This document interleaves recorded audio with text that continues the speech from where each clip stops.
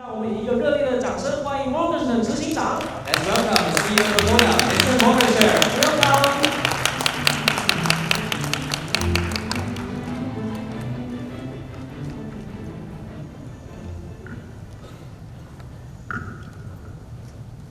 TVA Chairperson, lovely Madam Mie, Dr. Chen, guests, distinguished friends, partners. I'm very excited to be here. Thank you so much for having me. I want to start by saying, Wu Ai Taiwan. I love Taiwan. I want to tell you a little bit about what we are seeing as an online travel agency. Some of the trends that we are seeing in APAC, and what we maybe share some of our recommendation for Taiwan, what we see as best practices. So first, I wanted to show you that what you see here is the prediction for recovery of the travel market in APAC. And what you can see is that the purple line is online leisure. We expect online leisure to fully recover in APAC by 2023. So next year should be fully recovered back to 2019 levels. Business travel, however, is going to take longer. And why is that? I think part of it is during the pandemic, we've learned that a lot of things we can do online. There are many, many things that are important that we meet. I think we learned the value of meeting, but we also learned that we can be more efficient doing certain things just online. And that's one of the reasons why business travel will take longer. So maybe comment number one for me will be online leisure is where you want to be. The second thing that I want to show you is this is the percentage of online travel out of total travel. So over the last maybe 15 to 20 years, gradually, you had a shift from offline to online. I would say around 2% every year changed. What happened throughout the pandemic is a huge jump. So over the last 4 years, we jumped 14%. Just in 2020, more than 7% towards online. Again, why is that? The reason is that I think during the pandemic, people that didn't use online before had to use online to buy their groceries. They couldn't go to the shop, they needed to buy through e-commerce. And what it did, it educated the people, educated populations that didn't use online to use online, and online travel benefited a lot. This is a key slide for me. What you see here is inbound to the countries Japan, Thailand, Singapore, Taiwan. I just picked a few because I think they are interesting. So you all know, before I talk about that, you all know that Taiwan did very, very, very well. You heard with the speaker before me, did very, very well on domestic. I think I recognize, I acknowledge, #1 in the world. #1. Taiwan managed to keep COVID from coming in and managed through subsidies and a lot of help from the government to the private sector to encourage tourism domestically. But inbound is a little bit behind. Really, as early as the second half of 2021, we could see domestic travel almost in every countries, not all, but almost every countries in Asia, going above the levels that we've seen in 2019. Inbound started recovering sort of the second half of this year, right? But you can see that countries like Thailand, Singapore, and Japan recovered much faster than Taiwan on inbound. Those three countries are very, very similar to on leisure, online leisure, on our searches on our platform, very, very similar to the levels of 2019. And what's also very amazing is that with China still being closed. So these guys recovered completely and changed the mix. And how did they do that? They did a few things. When it comes to, I guess, two trends. One, very, very, very, very important, is they removed, this is true for Singapore and Thailand, they removed the friction. They took the friction away. What do I mean by friction? The caps. I'm super excited to hear that Taiwan is removing the caps as of Saturday. They need to wear masks, the PCR tests. They were the first ones to remove all of those things. And then they benefited a lot from travel coming back. So Taiwan and to some extent Japan as well were a little bit later to this game. Another thing that these people do, and Japan is also very good at it, they promoted travel. They promoted travel online and where it matters. And I'll show you where I think it matters for Taiwan. They promoted and they're still promoting tourism to their countries there, and I think it had a huge impact on the recovery there. So I think things are looking brighter and brighter for Taiwan, but we all, including me and my company, we have a lot to do in order to bring this line back up and as fast as we can. This is zooming on Taiwan. And what I want to show you, this is exactly what I said. Look at the domestic levels. When COVID started, this is versus 2019 levels. When the COVID started, there was a little bit of uncertainty. But very, very, very quickly, I think there was a very, very good and act on the government and everywhere really in Taiwan that resulted in great domestic travels. Really, I think around 2020, #1 in the world. I was thankful to Taiwan every day looking at our business because the business came here, the business was here, nowhere else. Taiwan kind of maintained it. You see the domestic lockdown that happened somewhere in 21, but kind of maintained it, but other countries caught up very, very quickly. The story is about inbound. You see what happened to inbound? And this is the piece that we gotta bring back. This is a very similar slide to the slide we saw before. These are the sort of the 8 big markets that used to drive travel into Taiwan in 2019. You can see China was a very, very big one, 23%. But the y-axis here is how fast they were growing. So you can see why China was very, very big in 2019. For various reasons, it wasn't growing that much.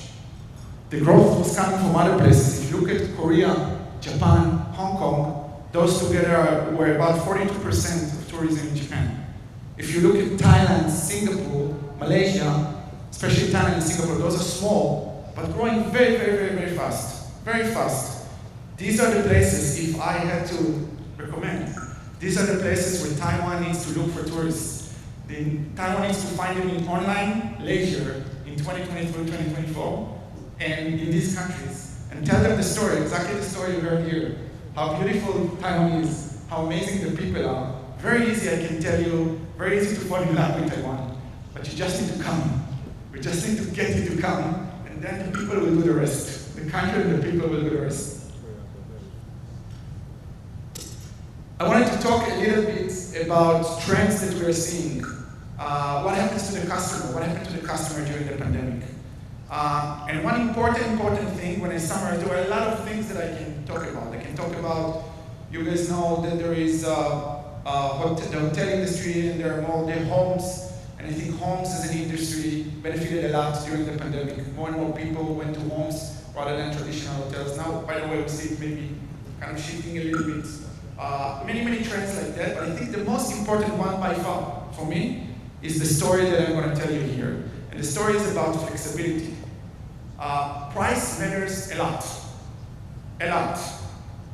Always was the #1 driver of travel. You know why there are so many, one of the reasons why there are so many travelers to Japan now, the reason is the yen is weak, the prices are cheap. When the prices are cheap, it's amazing what happens. Hordes of people just moving.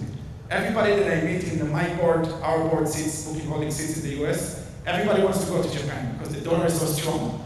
The yen is relatively weak, everybody wants to go. So the price matters a lot, but, and this was new to me, flexibility, the ability to change your mind is something new and became much more important during the pandemic. So what you can see here is usually in Agoda in 2019, we would say we have 2 types of offers on Agoda.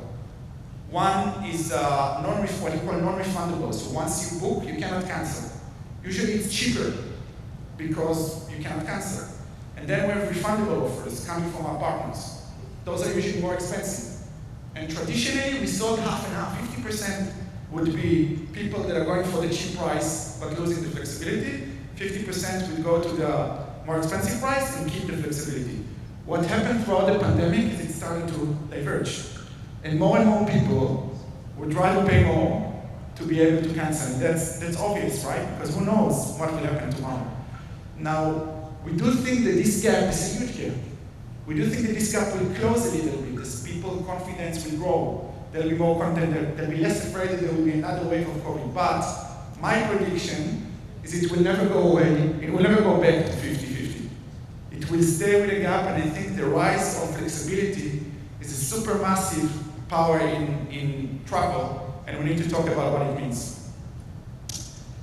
So when I was sitting and asking myself what I'll share with you, other than the numbers that you've seen in my recommendations, and if you remember one thing or two things of my recommendation is online leisure and those markets, Korea, Japan, Hong Kong, and then invest in Thailand, Malaysia, Singapore, and a little bit Malaysia. That's to summarize my recommendations. Second thing I wanted to talk to you about is the customer and the user experience. What we do in Agoda and in many other online travel agents, we try to understand. Our job is to understand the customer, to know what the customer wants the best. This is the one thing that we cannot lose.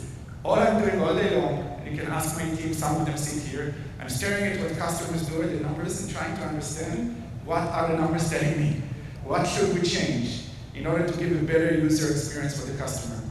And I can see in 2023, coming into 2023, I can see three very clear trends that I want to share with you.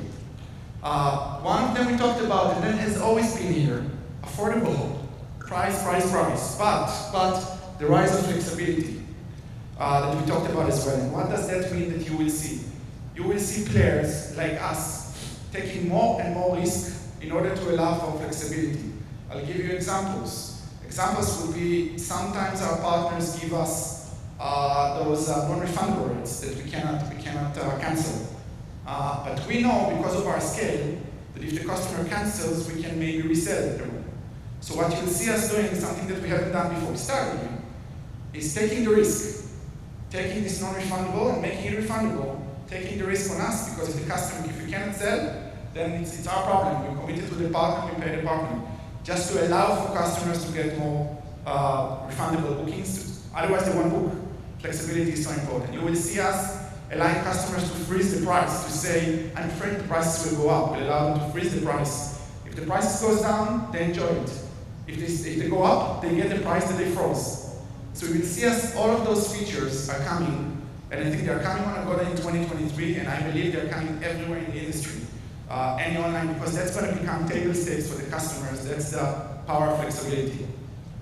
Another thing you'll see is, I think customers, and especially in Taiwan, you know how important loyalty is, and travelers want to find travel everywhere, on every platform, on every online platform, and they want to be able to use any loyalty point that they get, especially in a recession time, where people are crunching for money, then they want to use any resource that they have. And what you will see, and you'll see us doing it a lot, is that travel will have a very big B2B arm, and you'll see Agoda doing it as well, where we will take, it's very complicated to put this experience that I'm talking here, to develop it, to take the risk. You'll see more and more companies allowing to have these services on banks, on e-commerce websites, search engines. They're all going to put more and more of those services coming from partners, such as ourselves, because this is what the consumer expects. The consumer expects to find it there. They want the customer to be able to use their loyalty schemes, their loyalty points, in order to do that, or earn their loyalty points. So that's a very big trend that we see in everything I say here is not, I'm not talking 2027. This is 2023, happening and will happen more. Last, I want to talk about seamless end-to-end experience, what we call the persistent trip.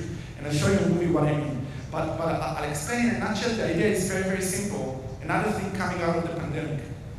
People don't want to book 10 things with 10 providers. They don't want to book the accommodation here. They want to do it online, and they want it simple. They want simplicity. They want it to be frictionless. You hear in the online space, you hear friction less again and again. Remove the friction, take the friction away.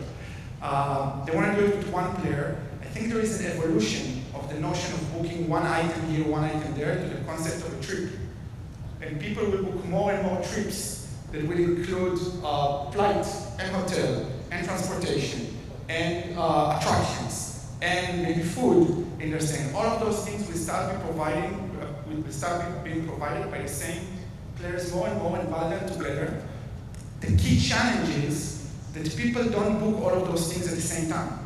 So they will book something maybe a month before, and some things all the way, they change their mind while they're traveling. But we believe that the key, and I think you'll see in 2023, is you'll see more and more user experiences that help you bundle things together, no matter when you book. And the more you bundle, the cheaper and the more flexible it becomes. And I wanted to share a movie with you guys so you maybe understand better, get a few clues about what we're talking about. And everything I show you again, this is not 2027 or 2029. This is 2023.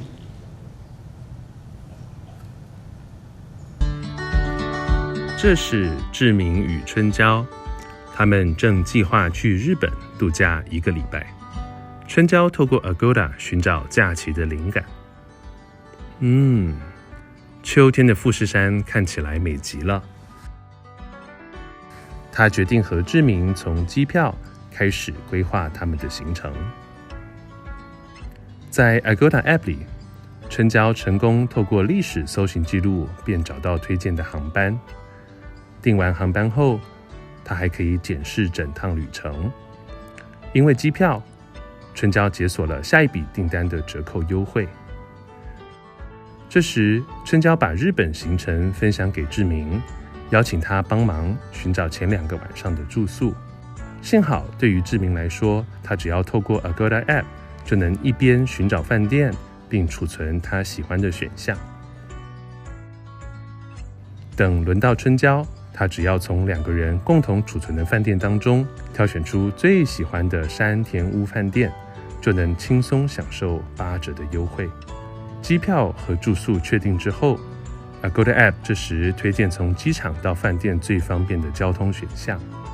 他订高铁票的同时，又一次享受订票的折扣。春娇于是规划出第1天的行程，并省下不少的旅费。今天是春娇与志明殷期盼去东京旅行的日子。不巧的是，春娇的航班刚刚被通知延误了。他开始担心自己订好去富士山的火车票会不会受到影响。在他采取任何行动之前，发现 Agoda App 已经根据新的航班为他改订高铁的班次，一切都自动的发生，让人松了一口气。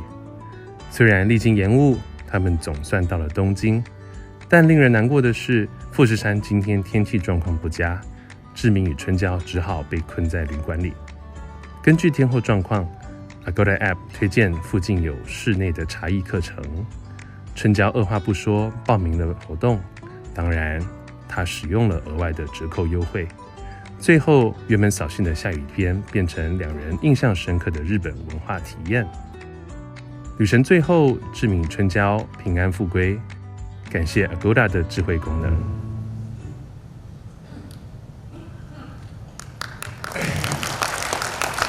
Right.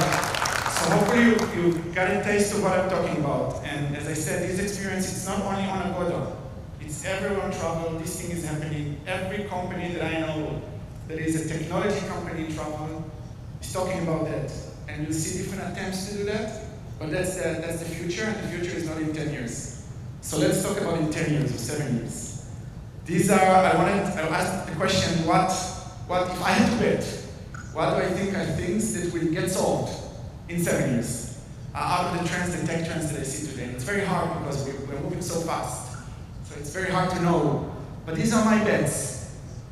Crypto, I think, well, it's a very long conversation what I think about crypto, but I'm not sure it's for this audience, or maybe over a cup of coffee one day or a glass of wine. But one thing I do believe in coming out of crypto, and that crypto showed us that there is one big problem today in tourism in general, and that's the topic of international payments. When you step out of a plane, there is a terrible anxiety of whether your credit card will work. When you want to order a taxi online, you need to install a new app. You need to put your foreign card there, and that's, by the way, that's even if you have a card. If you're an Indonesian, 85% won't have a card, right? So now maybe you go back to cash.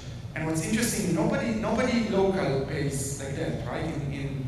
In Taiwan, you go, you pay with all sorts of things, but line pay everywhere, right? Every merchant. In Taiwan, I can tell you there's a prompt pay. Go see, country by country, you have amazing local payment that doesn't require anything. That's completely inaccessible to international tourists. I predict that this thing will change completely. By 2030, you'll pay with your mobile app or whatever it's going to be over there, your glasses. In one click, no matter where you go, like a local. The same payment option you use locally will work everywhere, and it's on us and the people here from financial institutions and fintech companies to solve it. It's all solvable. All solvable. The tech exists. It's just working with the regulation, working on our relationships, creating the collaborations to make that happen, and I believe that will happen. Second, we talk about AI and VR, and I'm sure you heard a lot about augmented reality, the ability to add things to the reality, or virtual reality where you go into your own world, right?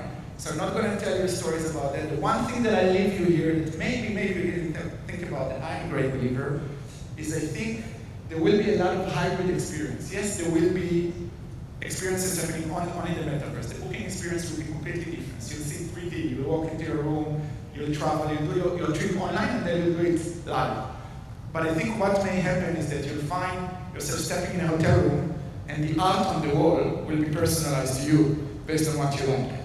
And the view from the window will be personalized to you based on what you like through augmented reality. And again, those are things you may think, it's 50 years away. Not 50 years away. 2030, those things, I predict those things will happen. And we will experience them, and we'll experience them not on a very small scale, on a large scale. Last, something relatively, it's not new, but I think I'm lucky. Before I came here, there was a very good example. And that's what I refer to as AGI, Artificial General Intelligence. General means usually artificial intelligence is very good nowadays in doing something very, very specific. Recommend a hotel to you. Find something that you look for. Solving a very, very specific problem. Generic AI is more like human.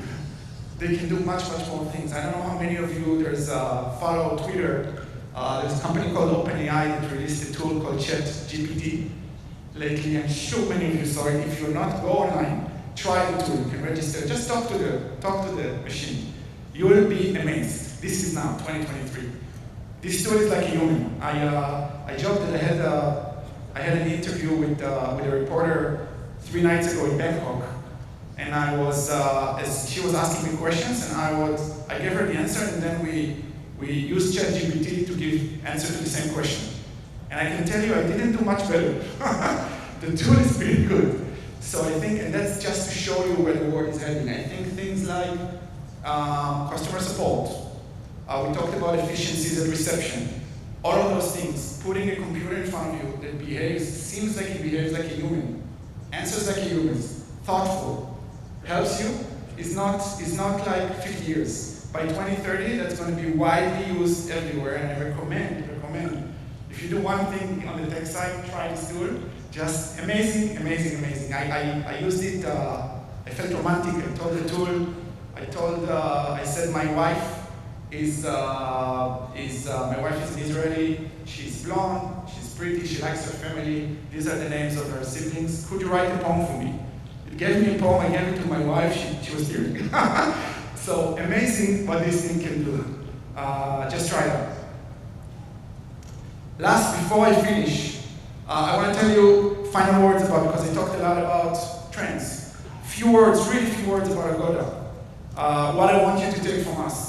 So we've been a big online travel agency in Taiwan. We are part of Booking Holdings, like a big American company that also owns Booking.com, our sister company. So Taiwan has been a huge and very, very important market for us forever. We have plenty of partners and friends and people that we collaborate with in this audience. And what I want you to remember about us are 3 things really. We are online leisure tech. So if anybody of you wants to do something interesting with tech, keep telling my team. If external factors make us not successful, then I can live with it. If we become unsuccessful because we're not good enough with technology, that's when we need to fire me, right? That cannot happen. Tech, online, leisure, those are things that I want to believe we do the best in the world. And we would welcome any collaboration with any of you. I want you to remember and know that we know APAC. I think one of the best, many people know APAC. I think when it comes to international APAC, especially in the markets I was talking about, Korea, Japan, Thailand, Singapore, we're a great partner to Taiwan, and we want to do more to help Taiwan be successful. And last, I think we're a trustworthy partner, and I think the people in the audience that work with us will tell you that and outside. And we're really, really looking forward to do whatever we can with you, because we think it's important. It's important to bring people to this country. It's important for humanity. It's important for this country because it's such a lovely jewel.